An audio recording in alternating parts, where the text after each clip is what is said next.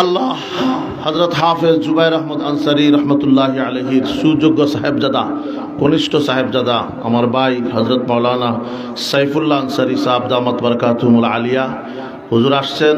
ইনশাআল্লাহ হুজুরের বরকতি জবান থেকে আপনারা নসিহত শুনবেন। এতে আপনারা বেজার না খুশি? একটা আওয়াজ দেন তো দেখি, নারায়ে তাকবীর।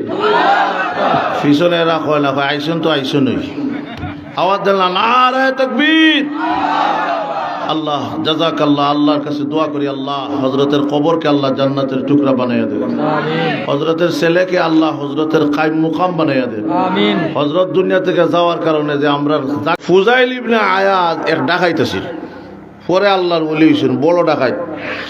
ডাকাইত হইলেও মানুষ কিন্তু বালা আসেনি, এরকম ডাকাইত রাস্তাত অনেক সময় ডাকাইতে ধরিয়া টাকা পয়সা নেগি, মোবাইল নেগি, সিম দিলাই, হুজুর সিম নেন কি বলে, ভাই সিম দেশখানে হুজুর আপনারা প্রোগ্রামের সময় বিভিন্ন নাম্বার সেভ আছে, এখন সিম নিলে তো বিপদ দিয়ে যাবা। কেমন বালাও ডাকাইত চিন্তা করছেন নি?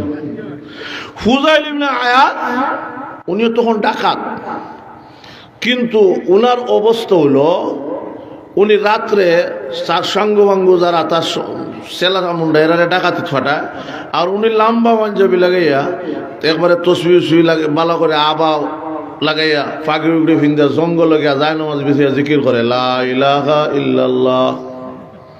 বালা ডাকাইত না? আল্লাহ কথা বলে বুঝুন না আপনারা? ডাকাইত বালা না? লা ইলাহা ইল্লাল্লাহ, লা ইলাহা জিকির করে।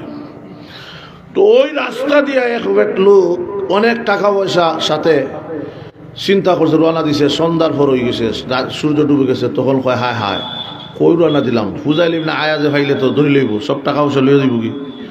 এক কাজ করি, জঙ্গলে যাই কি, সারা রাত জঙ্গল কাটাইয়া পরের দিন সকালবেলা হইলে বাড়িতে যাইব। জঙ্গলে গেছে, গিয়া দেখা যায় না মাঝে এক লোক বইয়া তসবিয়া তো পড়ে সুবহানাল্লাহ সুবহানাল্লাহ। তখন এই রাস্তার প্রতি কয় আল্লাহ, এক দরবেশ রে হয়েছে। দরবেশ গিয়া কয়, হজরত বুজুর্গে কামিল, আপনার খেদমত হাজিরা দিলাম। আমি তো ফুজাইল ইবনে আয়াজের বয়ে রাস্তা দিয়ে যাইতে ভয় লাগে। খারে কয় ফুজাইল ইবনে আয়াজের তো কয়, ফুজাইল ইবনে আয়াজ কয় ইন্না লিল্লাহি। এদিকে আমার সামনে আমার বিরুদ্ধে মাথে, কেন এসেছ? কয় আমার কাছে অনেক টাকা আছে, অনেক স্বর্ণ রূপ আছে, সম্পদ। এখন এই টাকাগুলা যদি আমি রাস্তা দিয়ে লইয়া যাই, ফুজাইল ইবনে আয়াজে ফাইলে সিফা দিয়ে লইয়া দিব। এত সারাটা রাত যদি আপনার খেদমতে একটু থাকতে পারি, হ্যাঁ কিন্তু চিনছে না, খেদমত করি, তাহলে খেদমত করে আর একটা খাটাইলাম। আর আমার টাকা পয়সাগুলো আপনার কাছে যদি জমা রাখতেন। ফুজাইল ইবনে আয়াজ যায় না মাছ তুলে দেখো, এগুলো নিচে রাখিলাম। সব টাকা পয়সা রাখছে, সারা রাত খেদমত করছে, জিকির আজকার করে রাত শেষ হয়েছে। ফজরের নামাজের পরে দেখে ডাকাইতরা গাঠটি লই আইছে, আয়া তার সামনে তুইছে, এ বন্টন করিয়া বেশি নেয় হে, আর বাকি কম কম তার এরারে দেয়। তখন হে কয় ইন্না লিল্লাহ। সুরের কাটো যদি নাও ডুবাইছি, সারা রাত সুরের খেদমত করলাম। হ্যাঁ, ডাকাইতে ফুজাইল ইবনে আয়াজের বয়ে সারাটা রাত এই অবস্থায় টাকা পয়সা সব নিজের হাতে দিলাম। হায় কপাল, এখন কি করি? আল্লাহ খতমি ইউনূস পড়ে সব জায়গায় কিতা খতমি ইউনূস কাম করে। হ্যাঁ, আল্লাহু আকবার। দেখছেন না বর্তমানে যারা দেশ ছাড়িয়া বাগছে, এরা খতমি ইউনূস পড়বো কি যায় প্রধান হয়েছে, এর তো ইউনূস সাপ ঘুমাই গেছেন নাকি তা আল্লাহ জানে। খতমি ইউনূসও পড়ার সুযোগ নাই, কারণ খতমি ইউনূস পড়লে ডক্টর ইউনূসের কথা স্মরণ হয়ে যায়। ফুজাইল ইবনে আয়াজ সারা রাষ্ট্রে সব বন্টন করছে, কিন্তু ফুজাইল ইবনে আয়াজ হেও ডাকাত কম না, উল্টা পাল্টা করলে সেফ দিয়া এক কুফে মাথা লামাই লইব, কুফ দিয়া। এখন সব বন্টন উন্টন করিয়া যখন যায় কি সব গেছে কি, তখন এই ফতিক কয় সাপ যাই কি যা। অন দুই পাও যায় আর এক পা ফিসে দিয়ে। টাকার কথা কইতেও পারে না, ভয় লাগে, কইলে কল্লা কাটিলায়। আর না লইয়া যাইতাম এমনি চিন্তা ধরছে। যায় যাওয়া আসা করে, এক পর্যায়ে কয় সাপ গত রাত্রে যে টাকা পয়সা দিছিলাম। তখন ফুজাইল ইবনে আয়াজ কয় যেখানে আছে রাখছিলে এখানেই আছে, আমি হাত দেই নাই, তোর টাকা পয়সা তুই লইয়া যা। এ মনে করছে টাকা হাত দিলেই কেন টাকাত হাত দিলে এই দোষের দোষী মানে 1,00,000 টাকা দিলেব। এখন কয় সাহাব এত সহজে দিয়া দিল, কারণ সব জিনিস সহজে পাইলেও অসুবিধা আছে। ঘুমাই গেছেন নাকি তা আল্লাহ জানে। সহজে সব জিনিস পাইলে অসুবিধা আছে না? কিছু এত সহজে ডাকাইতে রাতে টাকা পয়সা সব গেল, আর এখন ডাকাইতে সহজে দিয়া দে, আল্লাহ জানে কোন বিপদ আইছে। আল্লাহ তখন কয় হুজুর কেমনে দিতাম? বলে যা যা রাখছি সব লইয়া যা। উনি যায় নামাজ উঠে টাকা পয়সা সব লইয়া যায়। এখন দেয় কি তার সাথে লোকেরা কয় স্যার বস আপনার কি করলেন, এত টাকা পয়সা স্বর্ণ রূপা এগুলা তার এতগুলা তার লইয়া দেয় কি? আপনি যদি একটু ইশারা দিলে তো সিফা দিয়ে রাখিলে আপনি একটু ইশারা দেন না, রাখিয়া দেই তখন ফুজাইলে বিনা আয়াজ হয় না।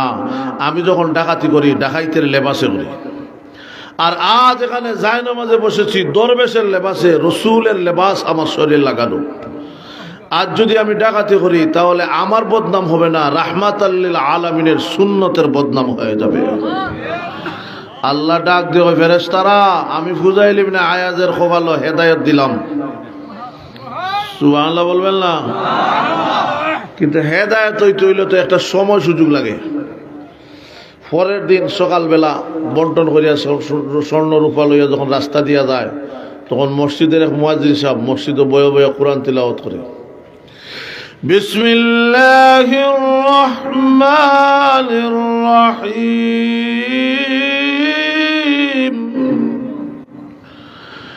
ইয়াসিন ওয়াল কুরআনিল হাকীম তিলাওয়াত শুরু করছে।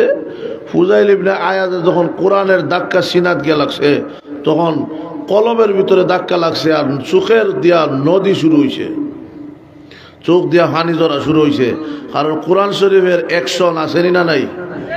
কোরআন শরীফের একটা খাসা হইল যারে ধরে এরে ছায়া ঢুকাইয়া জান্নাত পৌঁছায়, আর যারে উষ্টা মারে উপর থেকে নিচে নামাইয়া দেয়।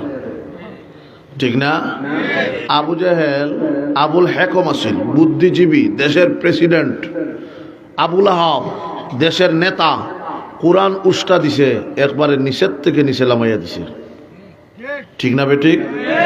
আর বেলাল রাদিয়াল্লাহু তাআলা আনহু গোলামের সন্তান, গোলাম, দাদাও গোলাম, হাবশি গোয়েকিত গোলাম, মদিনা মক্কায় আসছেন। কিন্তু এই বেলাল কোরআন গ্রহণ করার কারণে উমর রাদিয়াল্লাহু তাআলা বলেন সাইয়্যিদুনা বিলালুন, আমাদের সর্দার হইল আমাদের বেলাল। এত সম্মান হইল, এত ইজ্জত হইল কোরআন তাকে ধরার কারণে। আল্লাহ আবু জাহেল একবার লাবিদ নামক এক কবির কাছে গিয়া কইল, কবি লাবিদ আমাদেরকে কোরআন বানাইয়া দে। লাবিদ কোরআন বানাইয়া দিব মানে? কোরআন তো বানানোর জিনিস না। আবু জাহেল আমার বাচ্চারা, মেয়েরা, আমার দেশের লোকেরা মুহাম্মদের কাছে যায়, কোরআন শুনে কালিমা পড়ে মুসলমান হয়ে যায়, এত কোরআন বানাইয়া দেয়। লাবিদ কয় আসল না দেখলে নকল বুঝতাম না, নকল করতে হলে আসল লাগে না? ঠিক আছে আসল দেখাই দেব, চলো মুহাম্মদের কাছে। রসুলের কাছে আইছে। লাবিদ তখন রসুলের চেহারা দিকে তাকায় হয় সুবহানাল্লাহ, এত সুন্দর চেহারার মানুষ জীবনে দেখি নাই। সুবহানাল্লাহ কইবা না? শুধু তা না, আদম আলাইহিস সালাতু ওয়াস সালামকে আল্লাহ তখনকার সময়ের সবচেয়ে বড় সুন্দর করে বানিয়েছেন। নূহ আলাইহিস সালামকে আল্লাহ তখনকার সময়ের সবচেয়ে বড় সুন্দর করে বানিয়েছেন। হযরত ইব্রাহিম আলাইহিস সালামকে আল্লাহ তখনকার সময়ের সবচেয়ে বড় সুন্দর করে বানিয়েছেন। মুসা আলাইহিস সালামকে আল্লাহ তখনকার সময়ের সবচেয়ে বড় সুন্দর করে বানিয়েছেন। ঈসা আলাইহিস সালামকে আল্লাহ তখনকার সময়ের সৌন্দর্য করে বানিয়েছেন। আর আমাদের নবী রাহমাতাল লিল আলামিন আদম আলাইহিস সালামের যুগ থেকে লইয়া শেষ নবী পর্যন্ত সকল নবীর সকল যুগের চাইতে সুন্দর করে আল্লাহ বানিয়েছে। এত সুন্দর, আমিনা বলেন আমার ছেলের মতো এত সুন্দর কাউকে দেখি নাই। হালিমাতুস সাদিয়া বলে আমিও দেখি নাই। জিবরাইল কয় আমিও দেখি নাই। আল্লাহ ডাক দিয়ে বলে ও দুনিয়ার মানুষের, আরে আমার মুহাম্মদের চাইতে সুন্দর করে আমি দ্বিতীয় পার্টস আর বানাই না। চিন্তা করছেন না কত সুন্দর ভাইরা আমার। এজন্য আসল লাবির চেহারা দেখে বলে না, এত সুন্দর চেহারার মানুষ আমার জিন্দগিতে কোনো দেখি নাই, এত সুন্দর চেহারার মানুষ আমার জীবনে দেখি নাই। আল্লাহু আকবার। অসুবিধা নেই কিছু, একটু দুরূদ পড়ে আল্লাহুম্মা সাল্লি আলা সাইয়্যিদিনা ওয়া মাওলানা মুহাম্মদ ওয়া আলা আলিহি ওয়া আসহাবিহি ওয়া সাল্লাম। বাইরে আমার আসল এত সুন্দর আমার জীবনে দেখি নাই। এই চেহারায় প্রমাণ করে এই লোকটা আসল নকল না। কারণ কত নম্বরের বালা মানুষ চেহারা তিন লেখলেই চিনা যায়। জোরে বলুন ঠিক কিনা? যেই চেহারা দেখলে আল্লাহ ওয়ালাদের কথা স্মরণ হয়, যেই চেহারা দেখলে নামাজের কথা স্মরণ হয়, এই লোকটা সত্যিকারের জান্নাতি। আর যে সমস্ত বন্ড বীরেরা চেহারা দেখলে আল্লাহ নবীর কথা স্মরণ হবে, দূরের কথা ইবলিসের চেহারা তো আরো খারাপ। এরা কখনো সত্যিকারের পীর হইতে পারে? আরো জোরে ভাইরা আমার। আবু জাহেল ডাক দিয়ে বলে, লাবিদ কুরআন বানাও। লাবিদ ডাক দিয়ে বলে, ও মুহাম্মদ কোন কুরআন পড়বো, কেমন কুরআন বানাবো পরে বলবো, আগে তুমি একটু তিলাওয়াত করে শোনাও। আমি একজন কবি, শিক্ষিত মানুষ, আমার কবিতা বড় বড় কবিরা পর্যন্ত হার মানে আমার কবিতার জবাব দিতে পারে না। ও মুহাম্মদ একটু তিলাওয়াত করে কোরআন শোনাও, তোমার কোরআনকে আমি ফুজি করে আমি এর বিনিময়ে নতুন কোরআন বানাইয়া দিব। আল্লাহু আকবার। এমনি রাসূল তখন শুরু করলেন, ওয়াশ-শামসি ওয়া দুহাহা ওয়াল কমারি ইযা তালাহা والنهار إذا جلاها والليل إذا يغشاها। আমার ওই লোকটা তখন লাবিদ তখন ডাক দিয়ে বলে, আবু জাহেল গো লাবিদ শুনছনি, এই হা হা মিলাইয়া তুমি তা তা করে বানাইলাও, আর না হয় মা মা লালা এরকম একটা বানাইয়া দিলাও, কোরআনের মতো বানাইয়া দাও। লাবিদ ডাক দিয়ে বলে, ইয়া মুহাম্মদ আপনার হাতটা বাড়াইয়া দেন গো নবীজি, আর দেরি নয়, আপনাকে চিনতে আর দেরি করব না। আপনার হাত ধরে পড়ে নিলাম, লা ইলাহা ইল্লাল্লাহু মুহাম্মাদুর রাসূলুল্লাহ সাল্লাল্লাহু আলাইহি সাল্লাম কালেমা পড়ে মুসলমান হইছে। আবু জাহেল কয়, লাবিদ খরসত কি তোরে আল্লাহ কোরআন বানাইতে, তুই তো মুসলমান হইলে? আবু জাহেল লাবিদ ডাক দিয়ে বলে, আবু জাহেল রে, আসল ঠিকানা পাইলাম, আসল কোরআন পাইলাম, এজন্য কালেমা পড়ে মুসলমান হয়ে গেলাম। ভাইরা আমার, ফুজাইল ইবনে আয়াদ রাস্তা দিয়ে যায়, এমনি শুনে কে যেন তিলাওয়াত করে, আলাম ইয়ানিল্লাযীনা আমানু আন তাখশা কুলুবুহুম বিযিকরিল্লাহ, কুলুবুহুম লিযিকরিল্লাহ। আয়াতগুলো যখন তিলাওয়াত শুনেছে এমনি তখন ডাক দিয়ে বলে, ও কে বলল এখনো কি মুমিনদের জন্য আল্লাহর জিকির করার সময় আসে নাই? এখনো কি সময় আসে নাই? যেই মাত্র এই কথা বলেছে আল্লাহ দরজায় ডাক দিছে, তুমি কে? তখন হয় আমি, দরজায় ডাক দিয়েছে, ভিতর থেকে কারি সাহেব হয় কে? হয় ফুজাইল ইবনে আয়াদ। কারি সাহেব হয় ইন্না লিল্লাহ, আল্লাহ বিয়ান্তুওয়ালা সকালবেলা আপনি ফুজাইল ইবনে আয়াজের সুরতে আজরাইল ফাটাইছো। কারণ ফুজাইল ইবনে আয়াজ এত ডাকাইছে, এতে ভালো হয়ে গেছে, এটা তো কেউ জানে না। দরজা খুলে দাও। না, দরজা খুলতে পারি না। কেন এসেছেন? দরজা খুলে দাও, কোরআন তিলাওয়াত শুনবো। উনি বলেন কোরআন তিলাওয়াত শুনবো। হ্যাঁ ঠিক আছে, কোরআন তিলাওয়াত শুনবে। এমনি দরজা যখন খুললেন জিজ্ঞাসা করেন কোন আয়াতটা পড়েছিলে, আবার পড়ো। এমনি কারি সাহেব হয় আমি আবার পড়বো মানে কি, ডাকাইতে আবার কোরআনের আয়াত দিয়ে কি করবে? এমনি যখন উনি আবার তিলাওয়াত করেন আর মনে মনে চায় ফুজাইল ইবনে আয়াজ তরবারি বের করে কিনা, তখন তাকায়া দেখে তরবারি বের করবে দূরের কথা, চোখের পানি ছেড়ে দিয়ে কাঁধের দাড়ি পর্যন্ত ভিজাইয়া ফেলেছে।